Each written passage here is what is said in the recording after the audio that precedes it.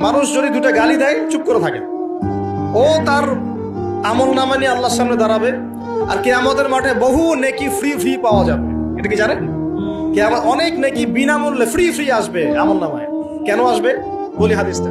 নবী সাল্লাল্লাহু আলাইহি ওয়াসাল্লাম বলেছেন, তোমরা কি জানো সবচেয়ে বড় মিসকিনকে, দরিদ্র মানুষকে, মিসকিনকে? সাহাবীরা বলছেন, আমরা তো মনে করি যার সম্পদ কম সেই মিসকিন। নবীজি বলছেন, না, প্রকৃত মিসকিন সে ব্যক্তি নয়। প্রকৃত মিসকিন সে ব্যক্তি যে কিয়ামতের মাঠে উঠবে উহুদ পাহাড়ের সমান নেকি নিয়ে উঠবে। উহুদ পাহাড় দেখেছেন তো?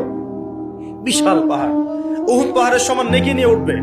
নামাজের নেকি, যাকাতের নেকি, হজের নেকি, ওমরার নেকি, বিভিন্ন নেকি। কিন্তু দেখবে সামনে বহু মানুষ দাঁড়িয়ে আছে। কেন দাঁড়িয়ে আছে? কারো কাছ থেকে টাকা নিয়েছে, টাকা শোধ করে নাই, কাউকে গালি দিয়েছে, কাউকে অন্যায়ভাবে অপবাদ দিয়েছে, কাউকে আঘাত করেছে, কারো উপর জুলুম করেছে ইত্যাদি। বিভিন্ন রকম মানুষের সাথে জড়িত পাপ ছিল।